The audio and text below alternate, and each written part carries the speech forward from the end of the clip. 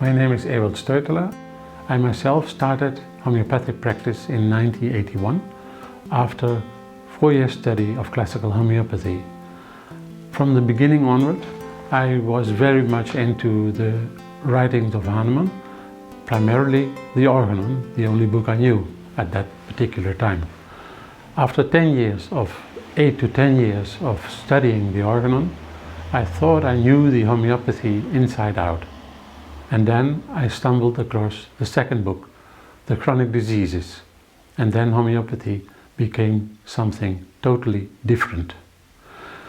From that point onward, my practice changed a lot and my results became much better, and I could very much more depend on the effects of homeopathy.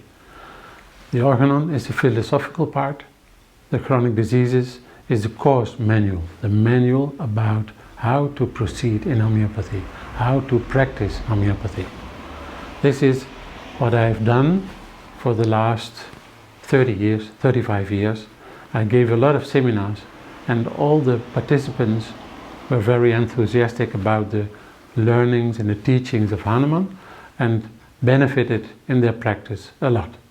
That the patients were much more satisfied with the results, the practices were blooming, the name of homeopathy became better, and the homeopath was able to live off their practice.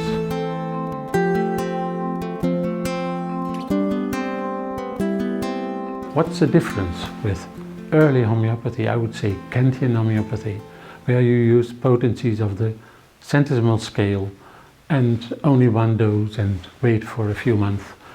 What's the difference with Hahnemann?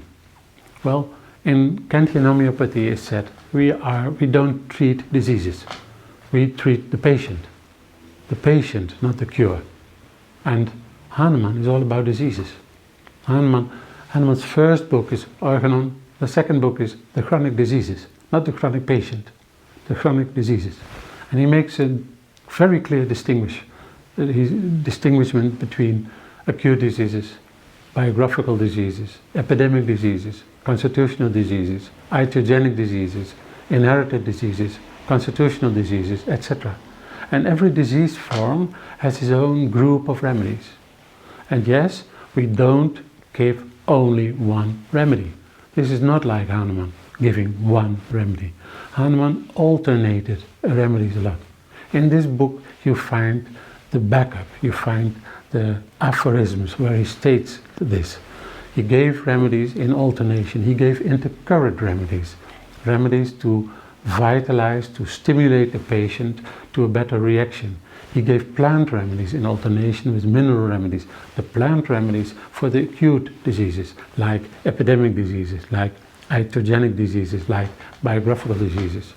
The intercurrent remedies for deblocking the use of iatrogenic remedies, allopathic remedies, to promote a curative reaction.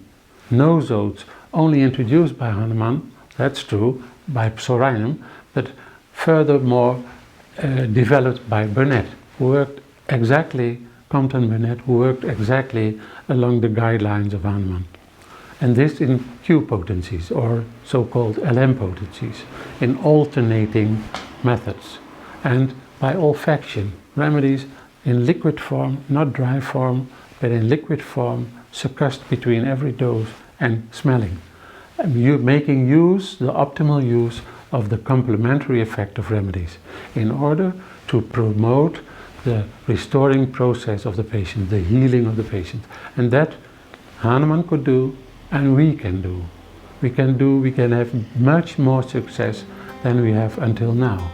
We have the benefit to know exactly where we are in the treatment, what we might expect, and where the lines of healing go.